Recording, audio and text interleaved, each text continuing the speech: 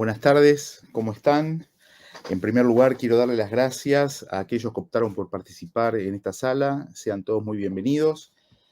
Quiero extender mis saludos a los colegas y amigos, los doctores Cristina Rodríguez Acosta, desde Estados Unidos, Norteamérica, a Joel Mendoza de México y a Eduardo Green, desde Brasil. Por último, saludar al equipo y a la comunidad del CLAD y al coordinador del área temática, el profesor Ruiz Jacinto, de Portugal. Llamamos a nuestro país, a nuestro panel la reorganización de las ciudades americanas bajo el periodo pospandémico, avances sobre las rutas idóneas en vistas de los ODS en Argentina, Brasil, Estados Unidos y México. Quiero contarles además que cuando nos propusimos conformar el panel estábamos transitando un momento duro, un tiempo difícil de la pandemia y de las restricciones impuestas en cada uno de nuestros países.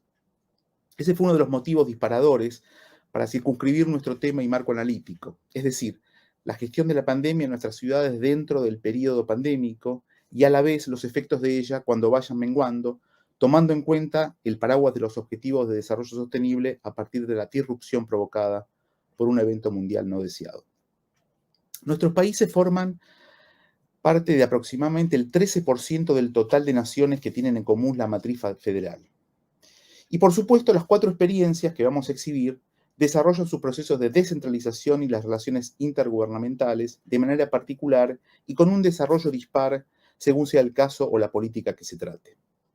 En definitiva, este panel va a intentar, a partir del elemento disruptivo del COVID-19, avanzar en comprender algunas de las acciones seguidas por los gobiernos de nuestros países a través de la implementación de políticas que pudieran o no responder de manera acertada y atender así las consecuencias y los efectos de la trágica contingencia pandémica. Dicho esto, cada uno de nosotros va a contar con unos 15 minutos para desarrollar cada experiencia dentro del enfoque descriptivo y atravesado por el análisis crítico, tomando en cuenta los puntos de vista de cada uno de los autores. No nos olvidemos que el proceso pandémico está transcurriendo en estos momentos y varias de nuestras opiniones seguramente serán confrontadas con la realidad de los acontecimientos futuros. Por último, una vez que hemos de escuchar a cada uno de los panelistas, les pediremos a ustedes, a los participantes del panel, que intervengan con preguntas, con pequeñas pero profundas reflexiones e intervenciones, y que enriquezcan el diálogo y el debate sobre un tema tan actual. Después haré un cierre con los tópicos más relevantes de los temas tratados y seguramente concluiremos el panel con un aplauso y un abrazo virtual. Sin más, le daré la palabra a la doctora Cristina Rodríguez Acosta, profesora e investigadora de la Florida International University, para que nos cuente acerca de las relaciones intergubernamentales, la pandemia y la resiliencia para el caso del condado de Miami-Dade. Adelante, profesora, para su exposición. Muchas gracias, Alejandro, por la introducción, por organizar el panel, a mis colegas y a los que nos acompañan y evidentemente al equipo técnico que nos está apoyando. Voy a compartir pantalla entonces, si he entendido bien las instrucciones.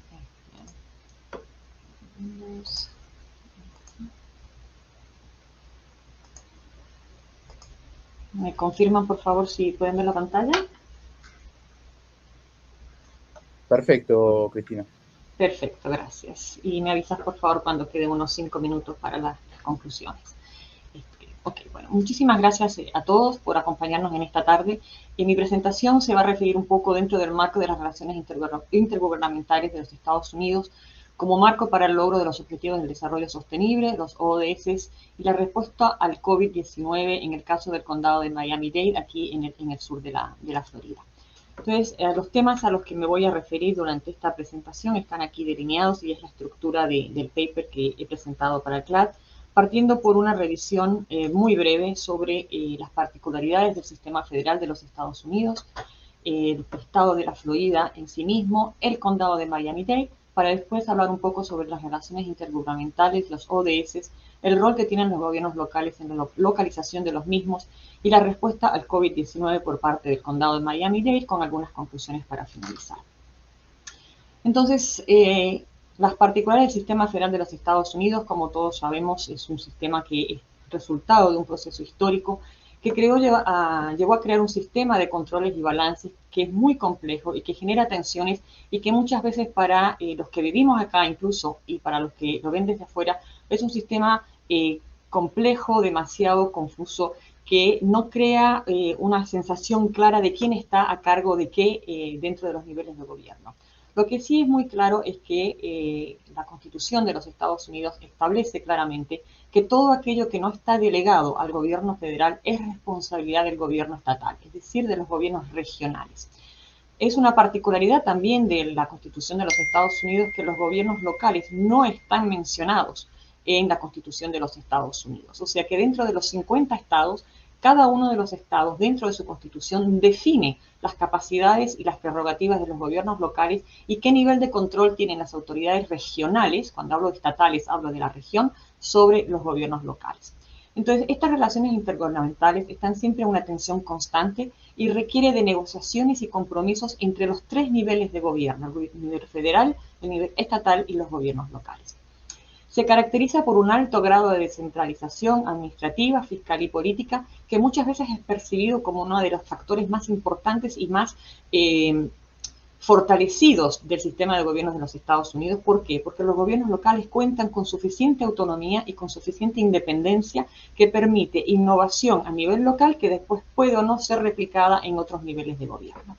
Este modelo de autoridad superpuesta reconoce entonces que cada nivel puede llegar a ser dominante dependiendo de qué tema estamos hablando y que esto varía a través de la historia. Y para aquellos que siguen en la historia del federalismo de los Estados Unidos, reconocerán toda la literatura académica sobre las distintas definiciones del sistema federal norteamericano. El layer cake, el sistema de distintas capas integradas, de superpuestos, todo pasa por esta no clara división entre qué es lo que hacen los distintos niveles de gobierno y la forma en que ha evolucionado y que lo ha hecho de una manera confusa y superpuesta. Dentro del estado de la Florida, que es uno de los 50 estados, también tenemos un sistema estructural y un sistema de relaciones intergubernamentales que parte de la Constitución del estado de la Florida. El estado de la Florida es el tercer estado más poblado del país, con casi 22 millones de habitantes. Uno de las potencias económicas de los Estados Unidos es el estado de la Florida, que tiene un sistema de relaciones intergubernamentales que está estructurado de manera muy similar al gobierno federal, con un gobernador, una legislatura o un congreso y un sistema judicial, todos electos por el voto popular, incluso muchas de las funciones dentro del sistema judicial, con la gran diferencia entre el sistema estatal de la Florida y el gobierno federal es que gobernadores y legisladores tienen un máximo de tiempo en el cual pueden servir, por lo general de 8 años. El estado cuenta con 67 condados, que son gobiernos subregionales, que comprenden alrededor de 282 ciudades, 109 municipios y 20 aldeas. Los condados actúan en muchos casos como gobiernos semirregionales donde los municipios o las ciudades son lo que llamamos nosotros incorporados. Entonces, por ejemplo, el condado de Miami-Dade es un gobierno regional con 34 municipios dentro de él. Hasta la década de los 50, la legislatura estatal ejercía un control muy estricto sobre los gobiernos locales. ¿Por qué? Porque esto es lo que decía la Constitución del estado de la Florida. Y era la legislatura la que imponía lo que los gobiernos locales podían o no hacer, y cualquier cambio que algún gobierno local quisiese establecer dependía de una autorización de la legislatura. En grandes rasgos, la gran diferencia entre los distintos condados y gobiernos locales dentro del estado de la Florida, y esto va a influenciar la manera en que pudieron responder a la pandemia, pasa por su capacidad de tener una carta orgánica o no. Las cartas orgánicas, aquellos condados y municipios que cuentan con una carta orgánica, tienen un nivel de autonomía un poco mayor frente al gobernador y la legislatura estatal que aquellos que no los tienen. El condado de Miami-Dade es el más importante y poblado de los 67 en el estado de la Florida, con casi 3 millones de habitantes. Muchos de ustedes conocerán nuestra zona, que tiene una carta orgánica o lo que se llama un home rule desde 1957. Este fue uno de los primeros condados y el único hasta la década del 70 que contaba con una carta orgánica, y esto le permitió tener una gran autonomía que todavía hoy en día tiene ante la legislatura del estado de la Florida y el gobernador del estado. Tenemos una estructura política también de un alcalde y una junta de comisionados que vendría a ser los regidores o los concejales, donde son elegidos por el voto popular. El alcalde es lo que llamamos un alcalde fuerte, es decir, una autoridad local que tiene mucha autonomía y mucho poder dentro del manejo de los servicios, de provisión de servicios a nivel del condado. En la estructura del condado tenemos, como les decía, 34 municipios que incluyen, por ejemplo, la ciudad de Miami, la ciudad de Coral Gables, donde también tienen sus propios alcaldes y juntas de comisionados. En este contexto de gobierno semirregional, el condado, que hoy en día está dirigido por una mujer, la alcaldesa Daniela Levin, provee la mayor parte de servicios a los municipios, sobre todo en áreas de tránsito, el manejo del aeropuerto, el puerto, la evaluación de las residencias para propósitos de impuestos, la recolección de basura y la planeación del condado. El presupuesto del condado de Miami-Dade es casi 9.000 millones de dólares, lo que lo hace tener una capacidad de influencia y poder dentro de estas relaciones intergubernamentales a nivel del Estado muy importante. ¿Cuál ha sido entonces el rol de las relaciones intergubernamentales en la consecución de los ODS dentro de los Estados Unidos?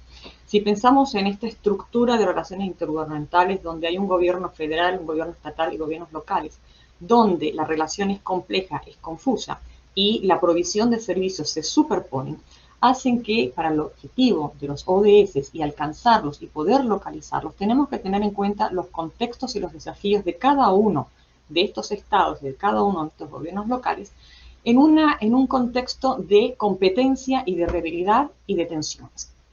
Podemos decir que en Estados Unidos en general hay un poco conocimiento a nivel de las autoridades locales sobre los ODS y el rol que deben cumplir los gobiernos locales en la consecución de los ODS. Únicamente durante la presidencia de Barack Obama, en el 2016, es cuando se habló de los ODS, incluso la página de la Casa Blanca tenía una página dedicada a los ODS para el monitoreo y el reporte de los ODS a nivel nacional, no a nivel local, sino únicamente a nivel nacional, pero esto fue eliminado o básicamente ignorado por la administración de Donald Trump y no tengo constancia que la administración del presidente Biden haya cambiado en este sentido.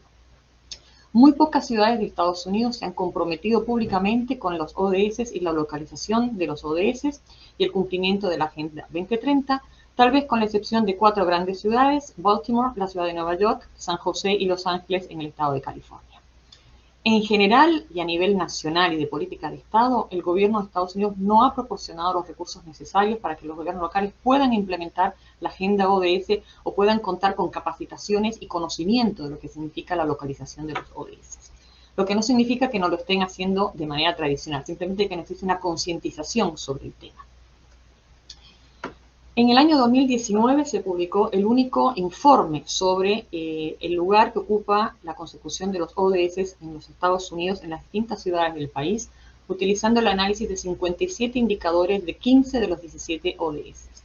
Y esto nos da una idea, una especie de marco general sobre dónde están los ODS en Estados Unidos al momento justo antes de entrar a la pandemia. En aquel momento, ninguna de las ciudades más pobladas de Estados Unidos está en camino de alcanzar los objetivos del desarrollo sostenible. La localización de los ODS, como ya he mencionado, es algo que no está en la agenda de los gobiernos locales de Estados Unidos y el uso de los datos no está sincronizado, no está hecho de manera de poder ir analizando y monitoreando la implementación de los ODS. Existen grandes desigualdades estructurales que la pandemia del COVID-19 simplemente ha puesto mayor énfasis en ellas, sobre todo en temas de tránsito y acceso a la vivienda y la transición energética. Estas son las 3 grandes áreas donde los gobiernos locales tienen grandes desigualdades estructurales en lograr los ODS. La ciudad de Estados... ¿Perdón? 5 minutos, te aviso porque no sé. Perfecto, estoy bien. Estas ciudades en Estados Unidos están a la saga de las ciudades europeas. Y aquellas ciudades que tienen un mejor desempeño dentro de la consecución de los ODS es la región de San Francisco, es la peor, la de Baton Rouge en Luisiana, y donde todos los gobiernos locales están teniendo pocos avances tienen que ver sobre todo con las energías limpias, el tránsito y acceso a la vivienda, y donde mejor estamos es en temas de saneamiento de agua y protección de la tierra. Muy pocas ciudades han establecido relaciones institucionales para implementar los ODS. Dentro de este marco, el condado de Miami-Dade no se queda atrás, no hay una referencia en documentos oficiales sobre los ODS. Estamos en uno de los peores lugares en cuanto a indicadores y consecución de los ODS, entre el 30 y el 40%. Ahí está marcado la ciudad de Miami, Fort Lauderdale y West Palm, que es la región metropolitana, apenas está en un 47%, ocupando el puesto 58 dentro de las 105 ciudades analizadas. El condado en el objetivo ODS de ciudades y comunidades sostenibles no está bien rankeado, estamos entre los peores, sobre todo en temas de tránsito y alquiler, donde la mayor parte de las personas de bajos ingresos gastan más del 30% de su ingreso en alquiler, lo que es considerado poco amigable para las personas. Están en una situación de agobio por el alquiler. El objetivo 7, como decía, es aquel donde hay menor rendimiento, el acceso a energía limpia, lo que también tiene un gran impacto sobre el medio ambiente. Y el condado de Miami-Dade, en general, como notarán, se encontraba en el 2019 en la posición 102 sobre las 105 áreas metropolitanas que se analizaron. Es en este contexto que surge la pandemia, con un gobierno local en aquel momento, con un alcalde distinto, donde la polarización política que se estaba dando en el país en el contexto de las elecciones nacionales impactaron la respuesta del COVID-19. Este problema de enfoque, de capacidad de los gobiernos locales para confrontar la pandemia se dio en este marco de relaciones intergubernamentales muy flexibles, por lo tanto el gobierno local pudo aprovechar de incentivos fiscales, de incentivos de protección de los ciudadanos, que fueron desde ayudas para pagar a los alquileres por más de 20 millones de dólares, a apoyo a personal de hotelería y de turismo, que fueron los más impactados por la pandemia en nuestra economía local. Sin embargo, el contexto político, que les mencionaba al inicio, que es siempre algo que hace que las relaciones intergubernamentales sean todavía más confusas, influyó enormemente en la respuesta política a la crisis sanitaria, tanto a nivel federal como a nivel estatal, con grandes tensiones con el gobernador republicano que buscaba impedir o limitar el uso de máscaras para proteger, según él, la actividad económica de la región. Esta situación creó muchas tensiones que solamente se aliviaron cuando hubo un cambio de administración con la nueva alcaldesa, y dado que Miami-Dade cuenta con una carta orgánica, pudo obtener mayor autonomía en la implementación de políticas sociales y fiscales para paliar el impacto del COVID-19. Entonces, para finalizar, en las conclusiones preliminares, que están también en el paper un poco más desarrolladas, pasan por esta necesidad de asumir que las ciudades en los Estados Unidos deben trabajar en un contexto de redes multiniveles, tanto a niveles de gobierno como a nivel de la sociedad, para poder implementar los ODS y poder paliar el retraso que el COVID-19 ya ha impactado en los ODS. Este alto sistema descentralizado en el que se maneja en los Estados Unidos ha permitido responder a las necesidades locales, pero también ha dado lugar a grandes variaciones en los marcos legales en temas como la atención médica, lo que dificulta muchísimo una acción concertada ante la crisis. Personalmente creo que la politización de la respuesta a la pandemia creó confusión y tensiones innecesarias dentro de Estados Unidos. Hay mucha investigación académica sobre este tema hoy en día. Y los wicked problems, o los problemas perversos que hemos debido confrontar en un medio ambiente altamente partidista, ha hecho que la implementación de políticas y la rendición de cuentas sean todavía más difíciles, y el paliar la pandemia se ha hecho más dificultoso todavía, y en algunos estados es grandes divisiones políticas y grandes tensiones entre gobiernos locales y gobiernos estatales y nacionales en la implementación de las medidas paliativas hacia el COVID. ¿Es esto una consecuencia del alto grado de descentralización o de la polarización en el país? Es un tema que se está debatiendo, y sin lugar a dudas creemos que el liderazgo político a los 3 niveles de gobierno debe ser y debería ser esencial para una respuesta concertada ante la pandemia, para poder paliar el impacto que esta ha estado teniendo y seguirá teniendo en los próximos años sobre las ODS. Y con eso ha sonado también mi timer y he terminado. Muchas gracias a todos por la atención y quedo a disposición para cualquier pregunta o comentario. Muchas gracias. Muchas gracias, Cristina. Excelente con los tiempos, excelente exposición.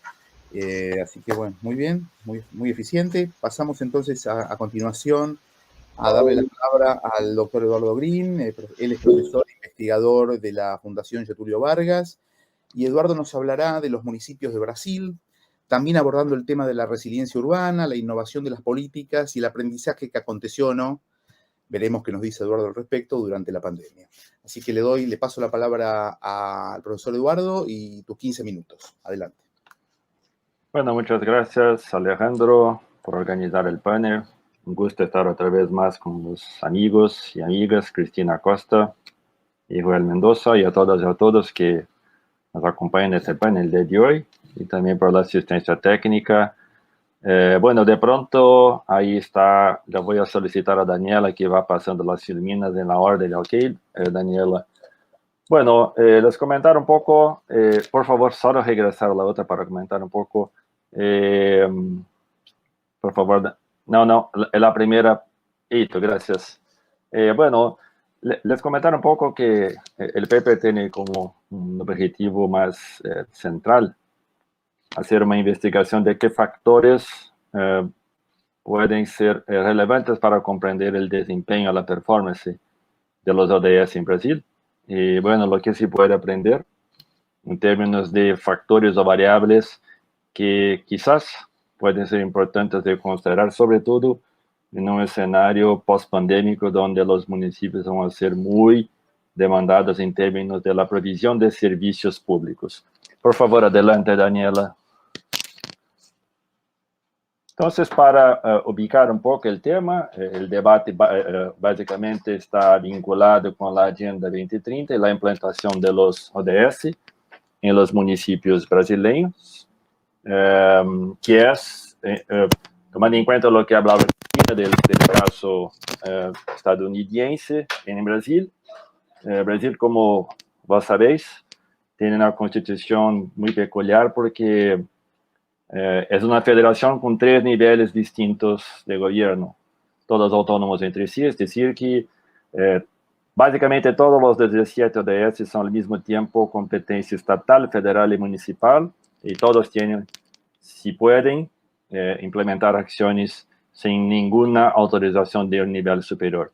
Eso incluso va a generar algunas cosas que voy a comentar más adelante, pero básicamente en este paper el objetivo es hacer un análisis cuantitativo de 7 de los ODS por limitación de espacio y también por una definición de algún nivel de relevancia que tiene para la población. Entonces, el ODS 1 de erradicación de pobreza, el 2, la lucha contra hambre, 0 y la agricultura sostenible, el ODS 3 de salud y bienestar, el 4, educación de calidad, el 8, trabajo decente y crecimiento económico, el 10, reducción de inequidades, el 11, ciudades y comunidades más resilientes. Entonces, el artículo sigue una senda que me parece, a mi juicio, un poco inexplorada, de identificar, sobre todo en contextos, como hablaba Cristina, donde el enfrentamiento a los wicked problems va a ser una característica de este escenario post-pandémico para los gobiernos locales. Una senda investigativa de qué factores de capacidades estatales pueden tener relevancia en ese contexto. Adelante, Daniela, la próxima, por favor. Entonces, muy rápidamente, después lo remito para el paper, donde hay un apartado teórico que desarrolla un poco más los conceptos, pero básicamente capacidades estatales pueden ser comprendidas por 2 grandes dimensiones, una llamada administrativa y técnicas, y la otra son las capacidades político-relacionales, y las dos son importantes al mismo tiempo, pues permiten identificar de una parte aspectos esenciales de eficiencia burocrática que son responsables por toda la implementación de políticas públicas, y de la misma forma de cómo los gobiernos locales pueden generar enlaces más sostenibles con la sociedad civil. Entonces, el objetivo de esta literatura es identificar las condiciones de las administraciones públicas locales que tenga por objetivo más importante generar una asociación entre distintas capacidades y resultados de políticas públicas. La siguiente, por favor. Entonces, ahí se toma, por lo tanto, este approach teórico de las capacidades estatales como fundamental para la construcción de variables independientes, y básicamente se intenta generar una relación teórica empírica con las variables dependientes de los ODS que yo les mencionaba hace poco, tomados como, por lo tanto, valor social o valor público que puede ser agregado de acuerdo con ciertos niveles de capacidad estatal. A ver lo que pasa. La siguiente, Daniela, por favor. Entonces, ahí está un poco las variables del modelo.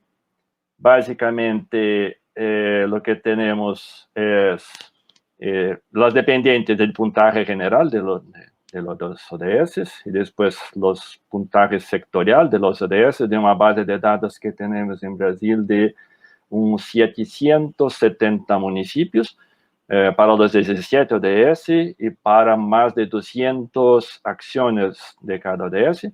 Las variables independientes son las administrativas y técnicas y las políticas institucionales. Básicamente, en términos de las administrativas, número de empleados públicos per cápita y su educación formal de la burocracia pública local. Y se espera una asociación positiva, es decir, cuanto más mejor el resultado. El ingreso propio local, se espera una asociación positiva. Lo que hay de leyes o legislación de planificación urbana, también asociación positiva.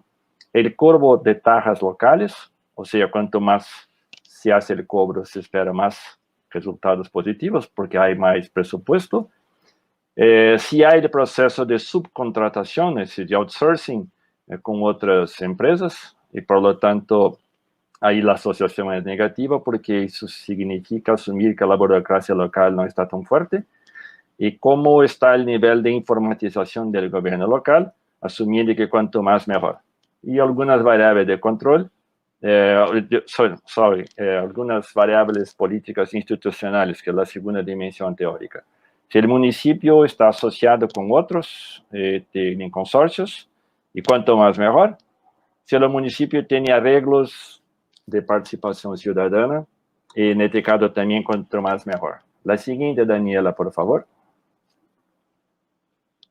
En cuanto a las variables de control, son 4, la población, y la asociación es negativa, es decir, cuanto más grande la población se espera resultados más peores de los ODS, porque la calidad de vida debe ser un poco peor.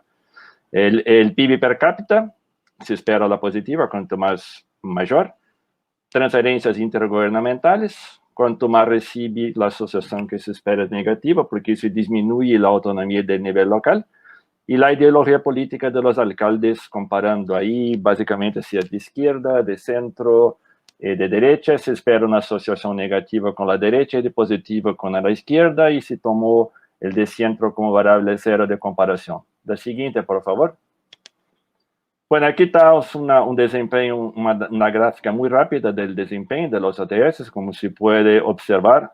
De estos que fueron analizados, el ODS 11 que trata de residencia urbana para los 770 municipios es lo que tiene el puntaje más alto, incluso más alto que el promedio, que es algo como 55% de una escala de 100, de mensuración de 0 a 100.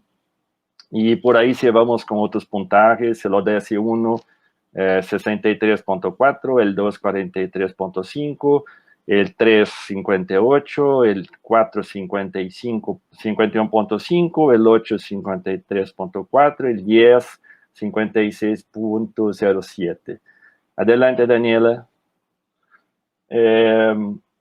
Ahí en otros son box plots presentando un poco, es una gráfica importante porque se puede observar una gran variedad, una gran variancia de cada ODS en los municipios, e incluso esos puntitos que pueden ver a lo largo de la gráfica muestran que hay hasta muchos municipios como outliers, es decir, que están muy afastados de la mediana de la evaluación, es decir, el proceso, como se esperaría, el proceso de implementación de los ODS se da en un contexto de muchísima variedad de capacidades que tienen los municipios en cada una de las políticas sectoriales analizadas. Siguiente, por favor. Ahora sí, lo que es, bueno, no sé si pueden todos observar porque está un poco... Pero básicamente acá es el test estadístico de las variables independientes y de control en contra de las... el supuesto es que más capacidad genera más resultado de los ODS. Entonces, en este caso se puede observar que cuanto más empleados per cápita genera resultados positivos en ODS 2, en ODS 8 y nada más.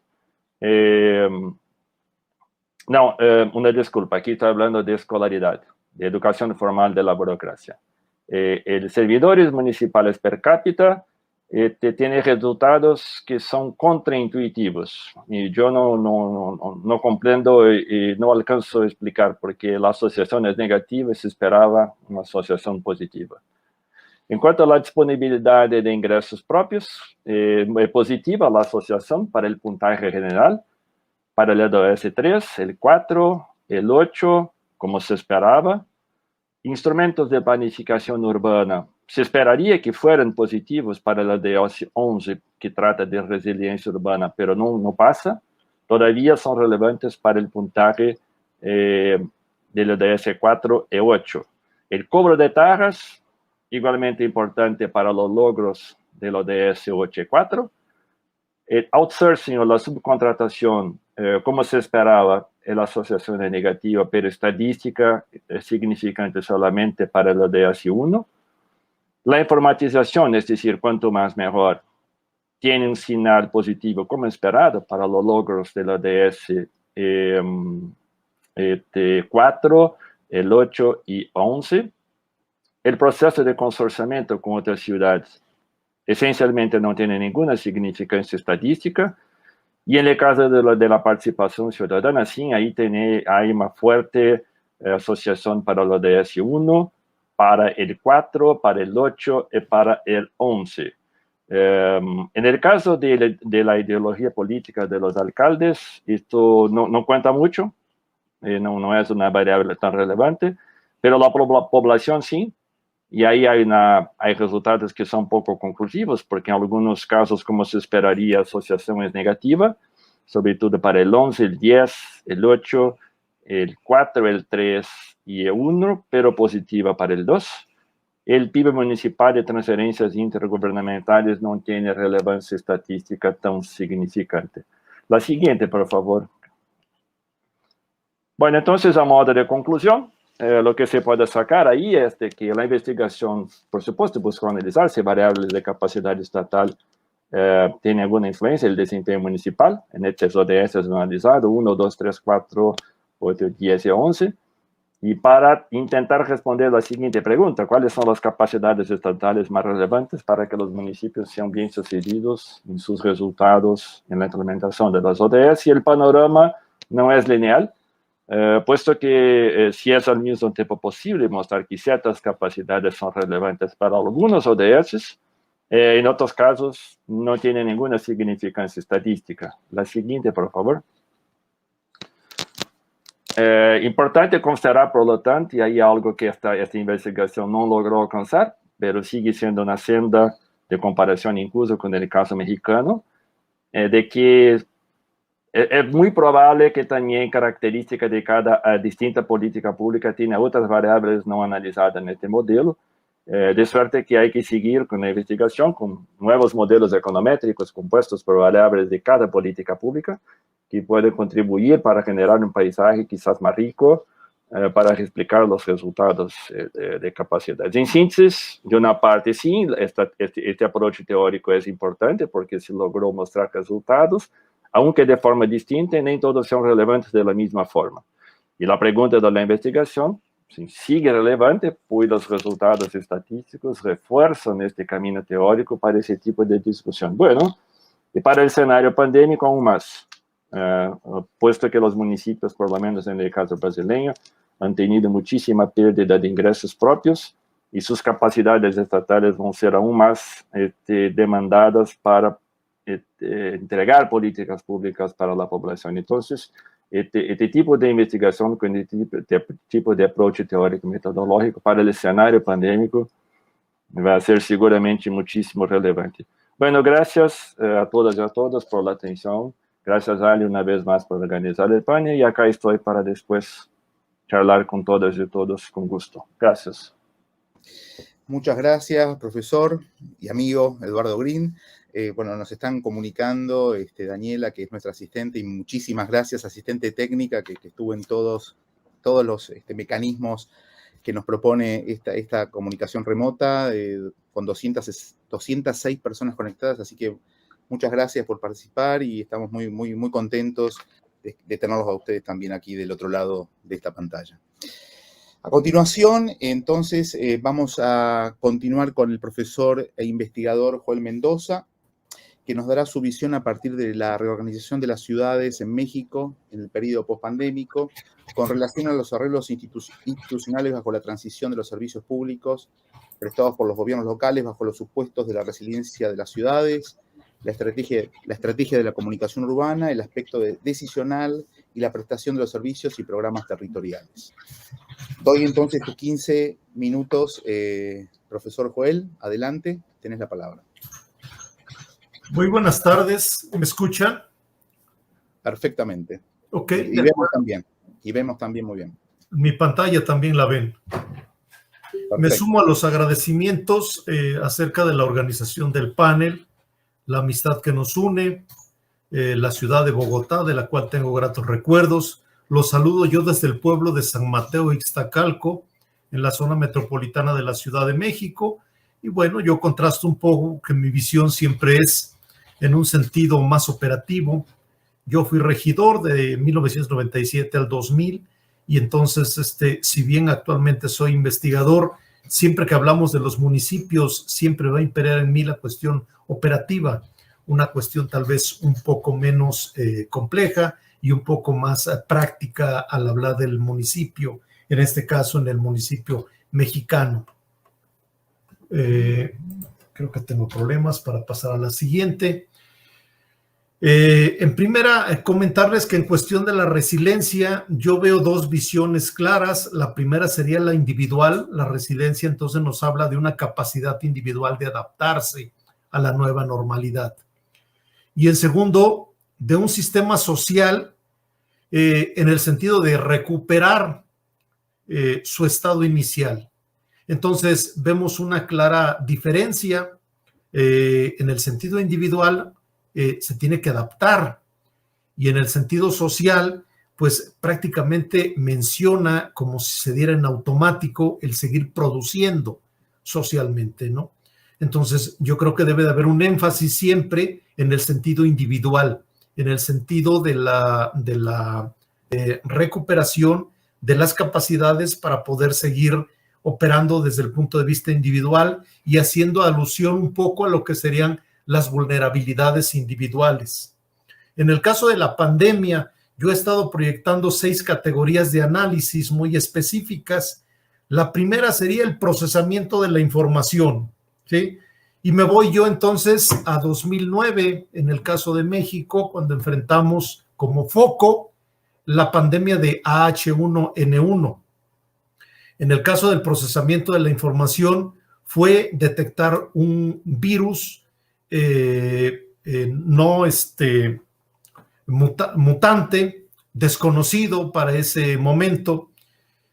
Y bueno, la relatoría que yo tengo en mis escritos habla de una ubicación como el caso 0 en la ciudad de Jalapa, y una confusión en el sentido de hacerlo llegar a la Ciudad de México y de aquí, de la Ciudad de México, llevarlo a Atlanta o bien a los laboratorios de Canadá para poder identificarlo. Y en este caso la noticia fue que era un virus completamente desconocido. En ese caso, el procesamiento de la información fue citar a una reunión urgente de gabinete para poder declarar el distanciamiento social. Entonces, el procesamiento de la información sería decisiones urgentes basadas en información que se produce al momento, ¿sí? Para el caso del COVID-19, pues tuvimos la oportunidad de que no ser el foco, de que se generara con 2 meses de anticipación, de diciembre a marzo, pasó tiempo y tuvimos la oportunidad tal vez de prepararnos. La segunda cuestión sería la estrategia de comunicación política, muy matizada en el sentido político, en el sentido tal vez de anticiparse a mayores desgracias, de declarar el distanciamiento social y de prever cuáles serían los méritos políticos en cada uno de los casos. Como tercera variante sería el diagnóstico viral. El diagnóstico viral nos habla de un proceso de descentralización no bien visto, un proceso de descentralización que entonces lleva a los estados el diagnóstico en laboratorios estatales, y que en este caso, en el caso mexicano, pues debido a la falta de financiamiento, no genera buenos resultados y genera entonces una tasa inferior al 1% sobre la aplicación de esta medida en lo específico. El siguiente me parece, a mi juicio, de los más interesantes, porque sería la consulta territorial directa. Esto es, en el caso de los municipios, ir de casa por casa en una doble acción. ¿Cuál es la doble acción? Primero, consultar quién está enfermo, ¿sí? Y segundo, ofrecer servicios de primera atención. En este caso, en el estado de Sinaloa, se implementó en el año de 2009, en el caso de la pandemia H1N1. Actualmente se implementa en un solo estado, la Ciudad de México, ¿sí? El hecho de que nos haya llevado de tener 2 estados en 2009 a tener uno solo en 2020, pues es significativo, porque entonces no genera un aprendizaje a través de cada uno de los estados, ¿sí?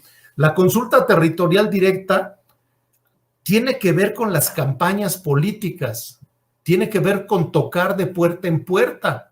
Los que tuvimos la oportunidad de hacer campaña, así lo hicimos en su momento a nivel municipal. Y en ese mismo sentido tiene que ver ahora con ofrecer servicios de primera intención, ¿sí? Pero vamos, únicamente en un solo caso ha permeado y ha sido únicamente en la Ciudad de México. Eso sería la consulta territorial directa. Se relaciona en algunos casos con un suceso histórico de 1854, ante el caso de cólera en Londres, en Soho, ¿sí? Se genera un plano. En ese plano hay una hipótesis, y la hipótesis es que el cólera se transmite a través del viento, ¿sí? Y al hacer un plano y verificar diferentes casos de cólera, se dan cuenta que no, que es en relación a las fuentes de agua y a un niño enfermo como caso cero. Entonces el plano de Soho en México se reprodujo en 2009 en el estado de Sinaloa y en la Ciudad de México en 2020. Después de ello tendríamos la atención clínica, que sería disponer de hospitales para poder atender los casos emergentes. En 2009, la disposición de hospitales fue confusa, ¿sí? Porque la indolencia burocrática llevó a rechazar a todas las personas que llegaban solicitando asistencia.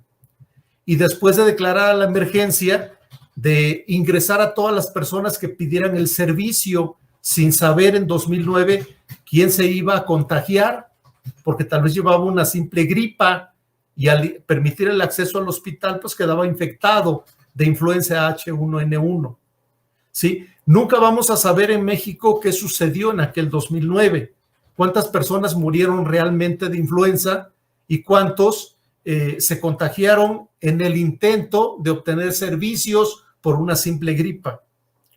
Finalmente tendríamos los programas de subsidio económico que en 2009 no aplicaron, pero en 2020 sí, y en el caso de los estados tuvieron un contraste.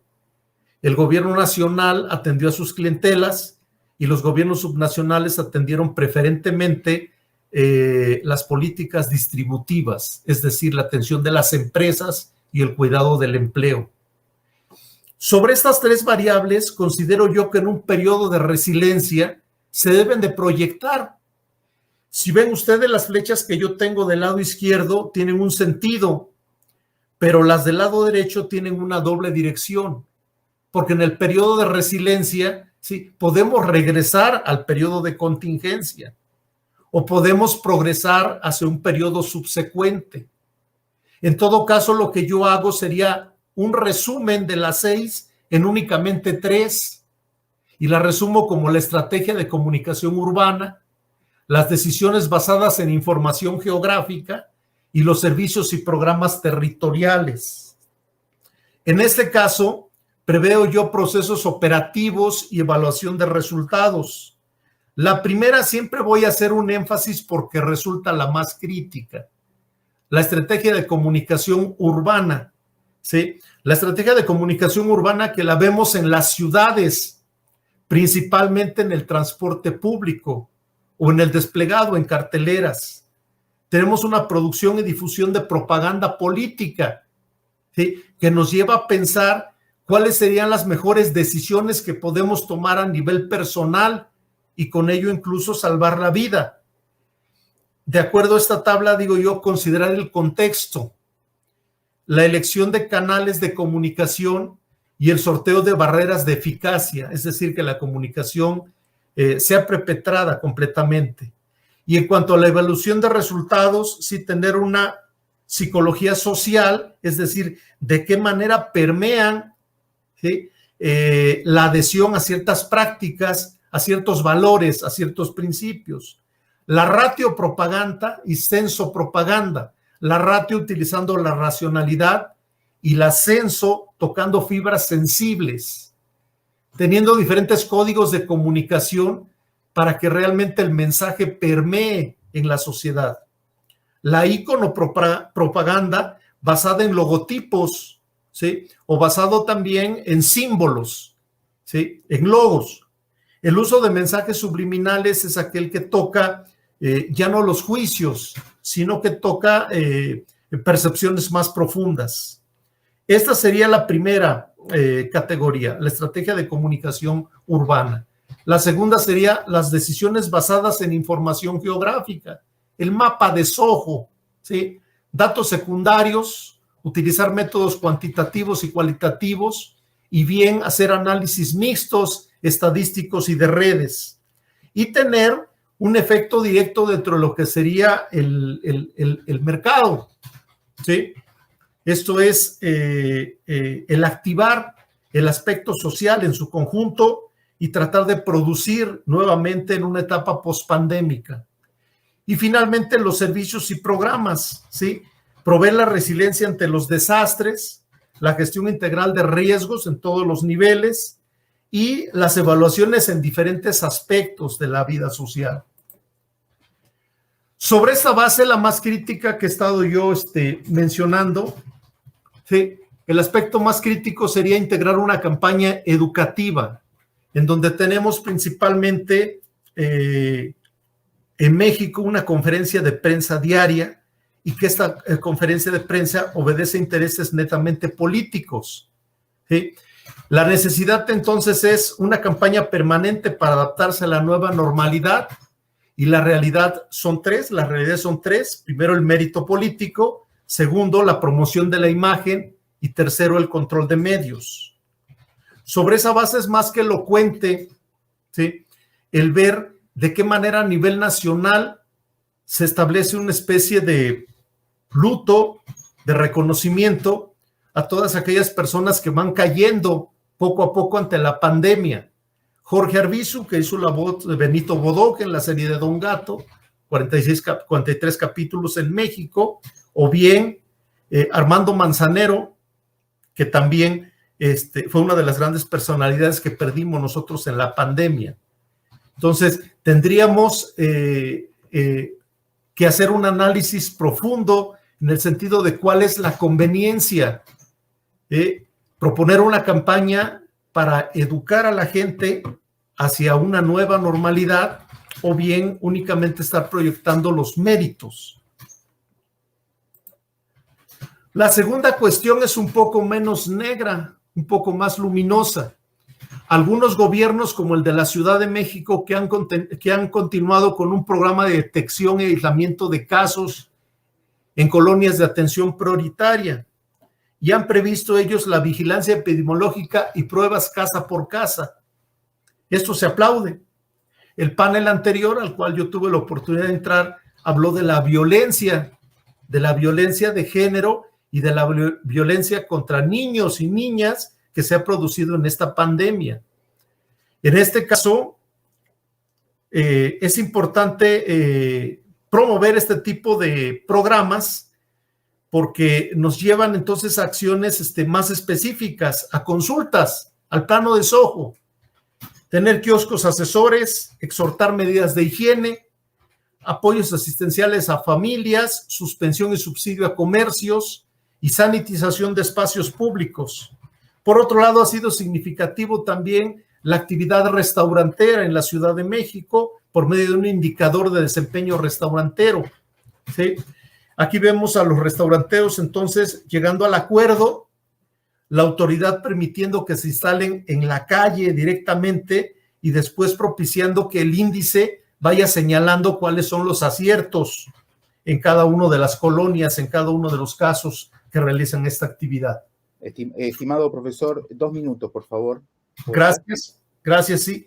Los servicios, entonces, hemos tenido 13 gobiernos estatales que han programado un total de 31 programas, 27 de subsidios y los otros 4 de promoción comercial. Destaca el estado de Campeche, con el adelanto del programa del pago de vedas, es decir, los pescadores cuando están ellos inactivos se les da un subsidio y en este caso la etapa de subsidio pues ha sido aplicado un periodo más prolongado. Y por otro lado la promoción de consumo local, ¿sí? Que en todos casos, en todos latitudes hemos visto que se ha realizado y en este caso se ha enfatizado. Finalmente, las conclusiones. La resiliencia de las ciudades mexicanas proyecta la operación de programas sin que, en la mayoría de casos, alcancen a articularse como políticas públicas. La estrategia de comunicación política se percibe como lo más lejano. Las decisiones basadas en información geográfica considero que es lo potencial, un caso bien planteado y la necesidad de organizaciones horizontales para que se difunda. Y finalmente los servicios y programas territoriales que serían los más cercanos. Los 3 necesarios, pero los 3 completamente difusos. Gracias, Alejandro. Es todo. Excelente, Joel, y excelente con los tiempos. Muy esclarecedor. Y bueno, acá tenemos ya 3 experiencias que hemos contado. Yo me queda mi presentación. Yo no voy a proyectar PowerPoint, así que voy a ir directo a comentarles la experiencia tomando el caso de Buenos Aires y ofreceré algunas reflexiones referidas a las lecciones aprendidas de las políticas aplicadas durante el periodo pandémico. En el caso que les traigo, me propuse retratar una situación de hecho que afectó a las agendas de todos los niveles de gobierno e implicó el reacomodamiento circunstanciado de estas tales agendas, ¿no? Y este escenario yo lo llamé covidización de las políticas, que tenía como objetivo paliar los efectos negativos provocados por el COVID-19. Ustedes en el paper seguramente van a tener mayor detalle de este neologismo que he utilizado en este documento. De aquí entonces se desprenden 2 situaciones que encuentro, ¿no? Una eminentemente biológica, obviamente, diseminada por un virus, y la otra que se desprende de él, cuyo artefacto humano fue la creación y ajustes de políticas y acciones aceleradas para atender la salud pública y sostener a diferentes grupos desfavorecidos. Siendo Argentina un país federal, el sistema de salud de nuestro país es fragmentado, tiene amplia cobertura prestacional, aunque prestada por varios subsistemas, y estas prestaciones operan a nivel territorial bajo un sistema de administración y gestión básicamente descentralizado desde los años 80. Sin embargo, el tratamiento de la pandemia modificó el esquema prestacional, centralizando y recentralizando algunas políticas, tanto en materia sanitaria y en otras áreas relacionadas como la asistencia social, en cabeza del Estado Nacional. Muchas de las acciones tomadas referidas a la gestión de la pandemia se promovieron, entiendo, bajo 3 modalidades relevantes. La primera se llevó a cabo desde el Poder Ejecutivo Nacional con el dictado de decretos de necesidad y urgencia que delegaron funciones legislativas en cabeza del presidente y sus ministros. Entre tanto, algunas de las medidas ejecutivas de emergencia llegaron a los consejos federales de salud y al de educación, más que nada para lograr ciertos consensos políticos hacia los territorios subnacionales, contando en general con el consentimiento de los gobernadores. Otras se tuvieron que debatir tardíamente en el seno del Parlamento, que en definitiva avaló la mayoría de las acciones del Ejecutivo y algún rezago de ellas, pero no menos importantes, fueron de dudosa constitucionalidad, que justamente están en debate en la actualidad. Por último, la gestión de la pandemia requirió de la contención de las poblaciones vulnerables que, ante las medidas de excepción de una cuarentena extensa, se ampliaron los mecanismos de ayudas a través de subsidios y planes sociales. En cuanto al proceso de vacunación, se insistió con la centralización de la elección de los proveedores de las inoculaciones y las vacunas, el calendario de provisión, las compras de las dosis y el criterio y su distribución en manos de la cartera sanitaria. Esta situación, a mi modo de ver, provocó una regular actuación sobre la implementación de la vacunación debido a las malas prácticas del área de salud que incidieron en los resultados de la cantidad de personas fallecidas, que fueron corrigiéndose, obviamente las políticas, por las diferentes presiones que sopesaron en el accionar del poder central. Ahora bien, si nos introducimos en la región metropolitana de Buenos Aires, antes tenemos que señalar que este territorio se ubica en el centro del país, ocupando más o menos el 1% del territorio total, pero a su vez conteniendo una tercera parte de la población del país. Esta región es un territorio complejo y compacto, donde se agrupan los mayores desafíos y donde además nos enfrentamos a los mayores problemas que atentan con los principios, al menos, del ODS 11, que trata de las ciudades y comunidades sostenibles y que fue mencionada por mis anteriores colegas y expositores. Y aquí la afectación tuvo, a mi modo de ver, un triple impacto. Por un lado, y en los comienzos del proceso pandémico, el Ejecutivo Nacional, el gobernador de la provincia de Buenos Aires y el jefe de gobierno de la ciudad de Buenos Aires lograron generar ciertos acuerdos para gestionar el COVID-19. Fueron acuerdos básicos en torno a las restricciones referidas a los flujos de circulación de personas y a la gestión de la provisión de mercaderías, insumos y prestaciones primarias. El segundo impacto rompió en parte el consenso logrado cuando el Ejecutivo logró quitar a la ciudad de Buenos Aires una parte importante de la coparticipación federal de impuestos con la excusa de socorrer los salarios de la policía de la provincia de Buenos Aires, que en ese momento estaban forzando una especie de sedición. Por último, hubo un intento desde el Ejecutivo de prolongar en exceso el cierre de las aulas. Esta situación o estas situaciones derivaron en una fuerte movilización de padres y alumnos que desataron una fuerte presión sobre el territorio, tanto el de la provincia de Buenos Aires y quizá más profundamente o profundizadamente en la ciudad de Buenos Aires. Aquí la ciudad de Buenos Aires se distanció de aquellos primeros acuerdos, llevó el caso a la Corte Suprema de Justicia, el máximo tribunal de la Nación, que decidió en favor de abrir las aulas en la ciudad, haciendo prevalecer los principios de la autonomía en un país justamente de matriz federal, como lo había dicho. Sin ánimo de cerrar entonces todos los temas, porque aún la pandemia sigue danzando entre nosotros, me gustaría dejarles algunas conclusiones preliminares para después avanzar en la participación de ustedes. Una de las primeras conclusiones es que la Argentina ha conducido las políticas de mitigación del virus de manera dispar, con distintos resultados y con mayor afectación en la región metropolitana. Además, los mecanismos de restricción de las libertades han prolongado la situación económica de emergencia de amplios grupos etarios que se sostienen de manera precaria con programas de ayudas y planes sociales y que además, en gran parte, son grupos alineados con el poder gobernante nacional y territorial. Cuando pensamos en aspectos de la coordinación intergubernamental, se vio el avance de las prerrogativas del centro que lideró la gestión de la pandemia, buscando construir consensos con los gobiernos subnacionales mediando la remisión de ayudas centralizadas y dentro de los consejos federales. Estos acuerdos, sin embargo, no siempre estuvieron a la altura de los marcos necesarios de coordinación intergubernamental que haya generado la confianza en los procesos y en el horizonte futuro. Esta situación provocó problemas en la política de comunicación, en los mecanismos de adquisición, en la logística, en la distribución y, seguidamente, en la vacunación.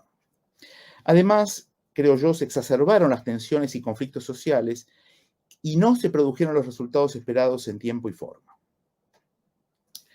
El territorio metropolitano, a su vez, el territorio metropolitano de Buenos Aires, tiene su propia rítmica y no fue ajeno a la trayectoria asimétrica que sostuvo una alta precarización e incremento de los indicadores de pobreza e indigencia. En lo inmediato debemos mejorar, creo yo también, como conclusión, los acuerdos políticos en este lánguido escenario pospandémico para poder desarrollar políticas de Estado que combatan los flagelos estructurales que aún siguen fomentando el subdesarrollo y, a mi modo de ver, un federalismo fallido. Bueno, dicho esto, agradezco, yo creo que fui uno de los más breves, pero todos mis antecesores han cumplido a rajatablas el plazo convenido, pero me gustaría tomar un tiempo realmente prudencial y relativamente extenso para este tipo de programas, este tipo de congresos, y abrir el debate a los participantes a partir de preguntas y reflexiones pequeñitas para dejar lugar a algún otro que pueden hacer acá en vivo y en directo, y la idea es que se sientan libres para opinar, y seremos todos los que estamos acá presentes, todo oídos. Así que, bueno, les agradezco, obviamente, tanto a Cristina, a Eduardo, a Joel, colegas y amigos que estamos en diferentes ciudades de estas Américas, y que estamos compartiendo y disfrutando este panel y este congreso. Así que muchas gracias. Muchas gracias a nosotros cuatro, a Daniela, la asistente, y a todos los participantes que han estado aquí escuchándonos a nosotros, seguramente muy atentos. Así que, bueno, adelante. Daniela, no sé cómo procedemos para preguntas o preguntas en vivo o participación de aquellos que quieran hacerlo.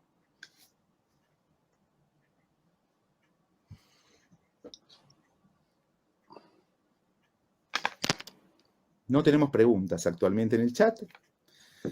¿Ok? Bueno, yo diría esto: cuando ustedes crean, Daniela, que creas prudente que hay alguna pregunta o alguien quiera participar, nos avisas por el chat interno que tenemos y bueno, avanzamos. Yo lo que les propongo, esperando preguntas o reflexiones de participantes, les propongo, si ha quedado en alguno de ustedes o en alguno de nosotros alguna cuestión pendiente o alguna cuestión que quieran profundizar o algún debate que tengamos o preguntas que tengamos entre nosotros, que nos sentamos libres también de poder tener el intercambio, más allá de los comentarios internos que nos hicimos, que fueron algunos muy graciosos, pero en fin, adelante, si alguien quiere tomar la palabra, abramos los micrófonos y adelante, tenemos unos minutos para eso. Yo tal vez quisiera empezar con un comentario, si me permiten los amigos del panel.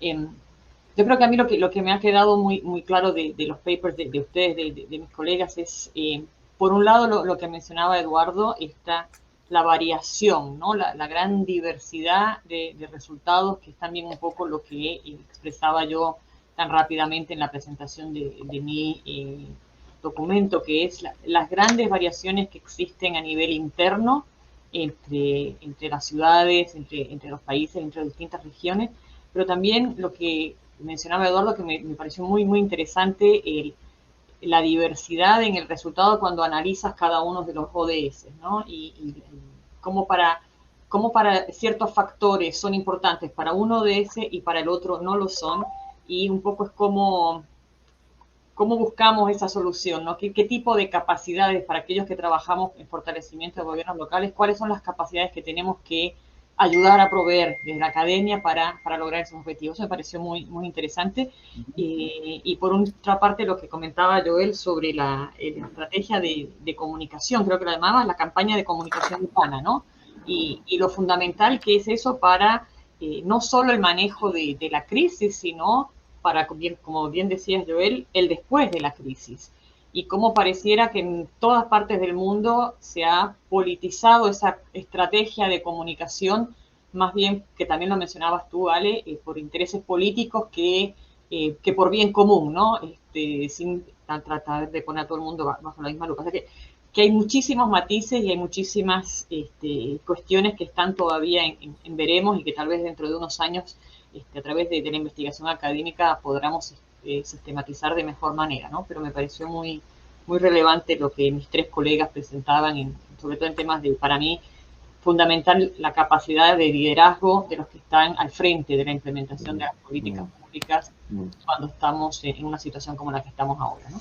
Yo quería preguntar, perdón, que me tomo el atrevimiento de... Gracias, Cristina, muy atinado la síntesis. Yo quería una pregunta a partir de lo que Cristina mencionó al principio de su presentación, que tenía que ver con esta confusión, que yo llamé confusión intergubernamental, ¿no?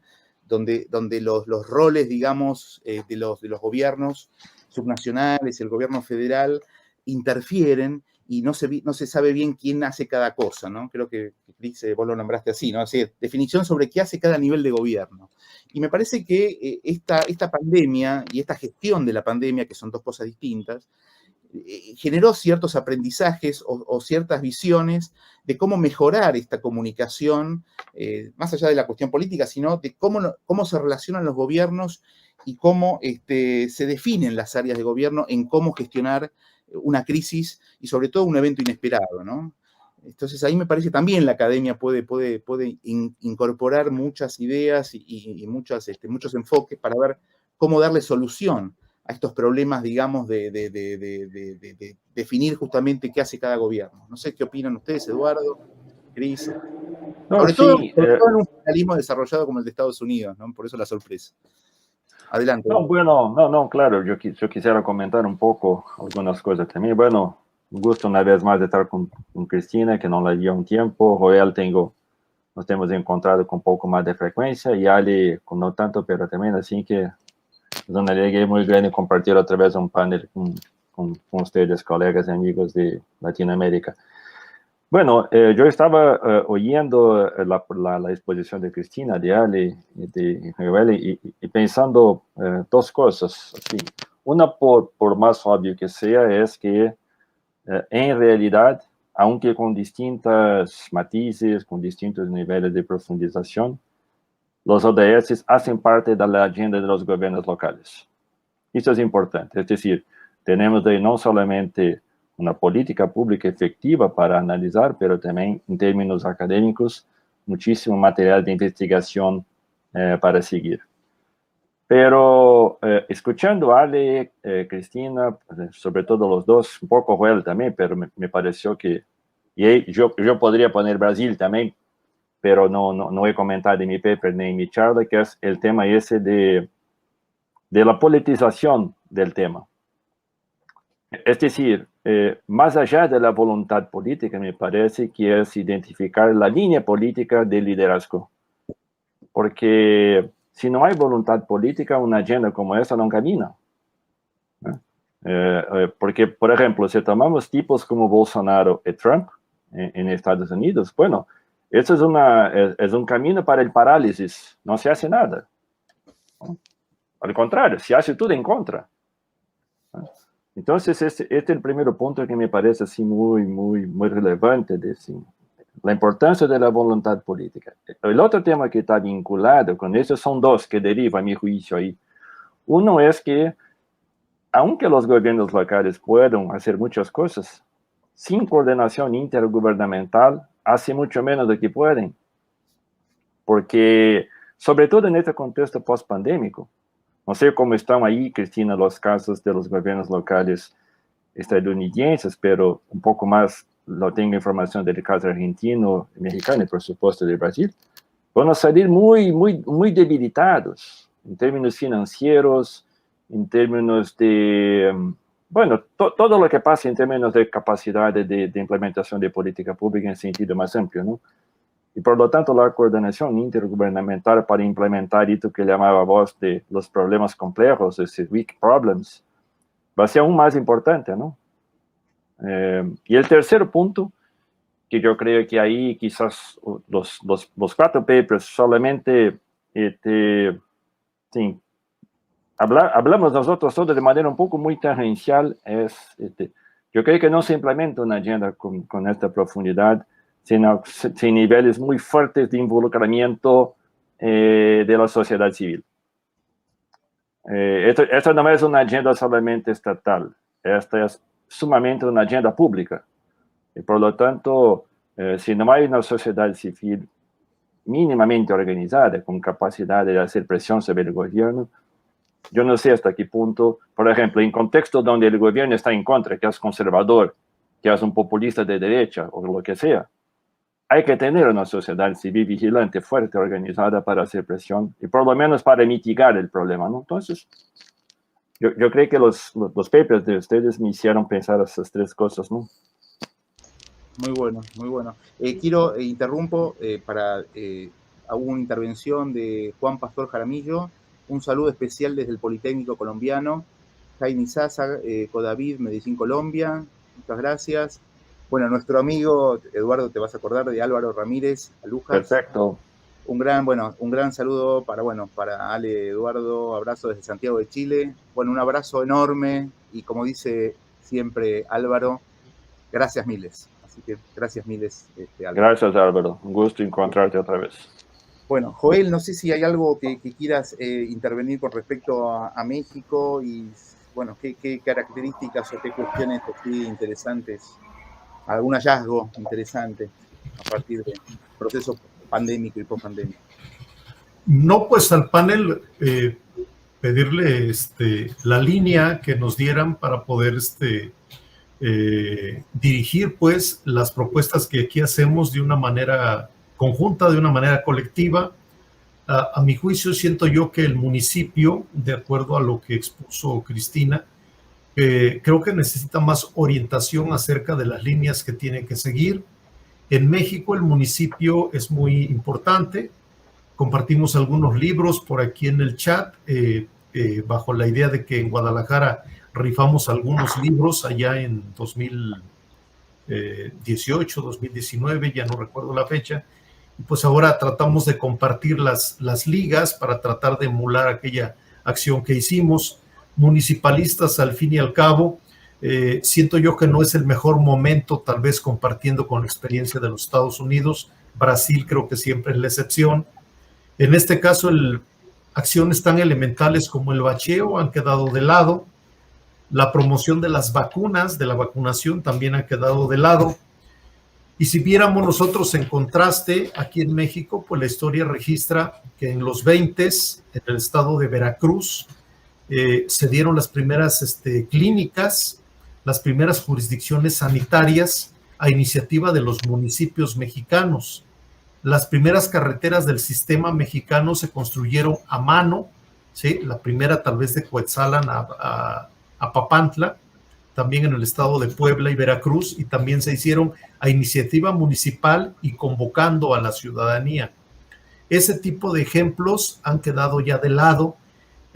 Actualmente el partido que gobierna en México no ha promovido la creación de una organización municipalista de esa ideología, de esa tendencia política, por lo cual el municipio pues únicamente está como reproductor de todas aquellas políticas que se dictan desde el centro, ¿no? Entonces quiero yo hacer alusión al contraste que existe entre el pasado creativo del municipio mexicano con relación a la pasividad que hoy se tiene y a la necesidad grande de poder activarlo para que las ciudades enfrenten lo que sería la resiliencia. Es cuanto, Alejandro. Muchas gracias. Gracias, Joel. Un comentario muy breve. Ale, después de Cristina, yo estoy. Vale, el próximo ojalá sean personas y podemos seguir mucho. Yo creo que es fundamental lo que dice Joel, conectándolo con lo que decía Eduardo sobre la capacidad, que lo mencionaba rápidamente en mi paper, la capacidad de innovación a nivel local que han tenido los gobiernos locales, por lo menos en Estados Unidos y en muchos países de nuestro hemisferio y del mundo, y que yo desde el inicio de la pandemia temo que se va a ver disminuido con la pandemia. Esa dependencia exacerbada en las transferencias de los gobiernos federales para los fondos, para la implementación de los proyectos, y por lo menos lo que se está viendo mucho aquí en Estados Unidos es este nivel de injerencia de los gobiernos regionales, de los gobiernos estatales y del gobierno federal en lo que se puede o no se puede hacer en materia de política sanitaria. Entonces tenemos la pelea de un gobernador que por intereses políticos busca limitar las vacunaciones, no las vacunaciones porque eso sería injusto, pero digamos no alienta demasiado las vacunas, prohíbe el uso de máscaras, como que impedimenta todo lo que un gobierno local puede hacer a nivel de su comunidad para las políticas sanitarias. Y creo que eso al final del día va a llevar, a menos que, como dice Eduardo, la sociedad civil esté bien despierta y esa coordinación intergubernamental sea fuerte, van a salir debilitados con la pandemia. Y eso es un temor que tengo muy, muy fuerte sobre el resultado de la pandemia a nivel de los gobiernos locales y su autonomía. Muy bien, muy bueno. Edu. No, un punto más que me pareció también, así, escuchando cuando Cristina presentaba los distintos resultados, lo que hay de informaciones, se comprendí bien de los ODS en los municipios americanos, un poco que hablaba Ale también del caso más bonaerense, y Joel también un poco el proceso de comunicación. Y también, Cristina, un poco por el tema ese que yo solamente saqué una inferencia muy superficial todavía por el tema ese de la disparidad del comportamiento de los ODS, la importancia de la gobernanza o de la importancia de la gestión intersectorial. Es decir, si el tema es manejado por los gobiernos locales como si fuera una política sectorial, quedará muy dependiente de las capacidades que, bueno, por distintos factores históricos, institucionales, algunas áreas tienen más que otras. Por ejemplo, no sé cómo es ahí, aquí, claro, hablo del caso de Brasil. Políticas de combate a hambre, si no fueron dependientes de la transferencia de este programa Beca Familia, los gobiernos locales de Brasil tendrían quizás condiciones muy débiles de hacer sus propias políticas. Pero en el caso de salud y educación, no. Ya hay equipamientos, ya hay personal, ya hay presupuestos. Son políticas que, por lo tanto, tienen, por definición, más capacidad estatal. Por lo tanto, hacer el equilibrio, me parece, de la disparidad de capacidades es también dependiente de que, como hablaba vos, Cristina, siendo un wicked problem, no puede ser manejado sectorialmente, tiene que ser manejado de forma intersectorial. Y ahí yo creo que hay un otro desafío también importante para el tema en los gobiernos locales, que es efectivamente hacer un proceso de planificación municipal que tome en cuenta la necesidad de una mirada intersectorial sobre los problemas locales, donde pueden ser los desiertos de esos buenos referentes en esta dirección. Y por lo tanto, ahí, además de la capa política, que yo creo que es importante, hay también un problema de una capa gerencial. Es decir, nosotros tenemos, por lo menos en Latinoamérica, una vez más, no sé cómo es ahí, tanto el caso americano, esta separación muy fuerte entre lo formal de la planificación y lo real de la vida política de la gestión. Y un punto de encuentro hay que existir. Y por lo tanto, quizás este proceso de gobernanza intersectorial, más allá de la coordinación intergubernamental y con procesos de participación ciudadana, me parece que son componentes muy importantes de una agenda para pensar la inserción de los ODS en la gestión municipal, ¿no? De manera efectiva. Interesante, interesante. Sí, ahí es interesante también esto que sucede en nuestros países, ¿no? Cómo se exacerbó, y creo que lo mencionamos, creo que casi todos, cómo la cuestión política o la politización de la gestión de la pandemia hizo que justamente las capacidades de los gobiernos, y sobre todo los gobiernos municipales o subnacionales, se vieran también inmersos en una cuestión donde tenían que atender exclusivamente el problema que tenían de salud de sus habitantes, ¿no? Entonces, esa cercanía también los hace más responsables, ¿no? Cuando justamente esas capacidades están justamente en discusión, ¿no? En discusión y en confusión, como dijo Cristina, que me gustó mucho esa palabra, ¿no? Entonces, me parece que esto va a ser, yo como lo llamo, una lección aprendida para justamente tener este concepto de intersectorialidad, racionalizar un poquitito la gestión, ¿no?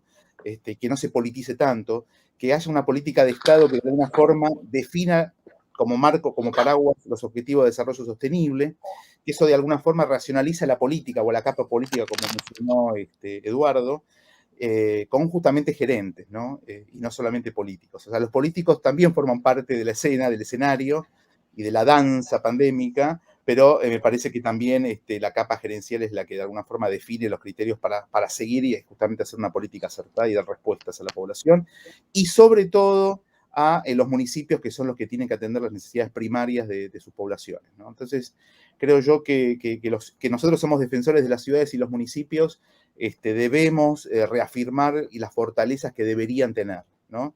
Casi como una obligación, digamos, de estos equilibrios, ¿no?, entre gobiernos. O sea, fortalecer las capacidades, sobre todo de los municipios, que bueno, tanto en Estados Unidos, como en estos 4 países que estamos estudiando, son muy fuertes, o por lo menos tienen características de un federalismo que justamente se apoya o se debería apoyar en los gobiernos locales, ¿no? Entonces ahí me parece que tenemos que darle más empuje, más fortaleza y seguir insistiendo con esto, que me parece muy, muy relevante. Nos quedan unos 4 minutos. Yo tengo acá también un saludo de Iván de Jesús Muñoz Alarcón, nos saluda desde Bogotá, y bueno, lamentamos no estar en Bogotá, nos hubiera gustado a los 4 estar ahí. Este año tampoco pudo ser, pero seguramente el año que viene, creo que en Bolivia, ¿no? Bolivia. Vamos a poder vernos, bueno, para los argentinos. Ale, estamos cerquita. Gracias, Eduardo, por la información. No, dos comentarios muy rapiditos. Uno, adelante. No, muy rápido, solo a modo de reflexión. Yo sé que este es un tema que, bueno, no cierra nunca, ¿no? Uno es que el análisis de los ODS también por distintos contextos municipales, es decir, población, lo que sea, otras variables que pueden interferir, porque seguramente que no es homogénea la capacidad de implementación, como también las necesidades no son las mismas. Entonces, tenemos un panorama, me parece más complejo para hacer ese análisis.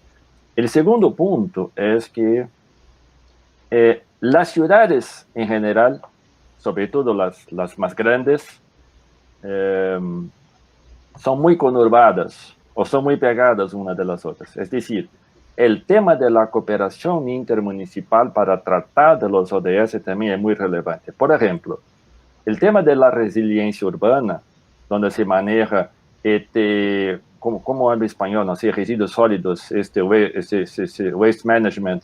Sí. Residuos sólidos, el mismo. Residuos sólidos. Bueno, ese no respecta territorios. No. Y por lo tanto, si un municipio está manejando una política y otro no la maneja, los efectos se pasan en los dos territorios. Entonces, el tema de la cooperación intermunicipal, así que me parece otro que hay que explorar un poco. A ver, por ejemplo, si los municipios tienen proceso de asociación uno con los otros, pero si trabajan de manera aislada políticas que tienen que ver con el proceso de cooperación, bueno, es como si fuera un juego de suma cero. Estoy cooperando en una cosa, pero estoy haciendo otra aislada en otra área. Bueno, el efecto va a ser. Y ahí está la pandemia para mostrar. El virus no respecta territorio. Y políticas también hacen un transbordo del territorio para regiones más amplias, ¿no? Así que el desarrollo sostenible no puede ser trabajado quizás de manera más autárquica, autonómica, tiene que ser trabajado también teniendo la región más amplia, ¿no? Sí, es lo que dice Habitat, la co-creación. No creamos solos, es co-creación. Justo. Todos juntos. No se puede pensar, salgo de esto solo yo con toda mi política, con todo mi éxito. Sí, pero ¿sabes cuál es el problema, Cris y Edu? El tema es la política. O sea, cómo generamos en los políticos poder pensar como estamos pensando nosotros. Me parece que es algo demasiado... No sé, para el próximo panel que Daniela nos corre. Claro, tendría que haber un político. Exacto, justamente. El quinto, para el próximo panel yo propongo mayor recolección de lo que sería la informalidad. Alejandro Lieberman, por la esencia de la Federación Argentina, ha tratado de indagar sobre estas cuestiones.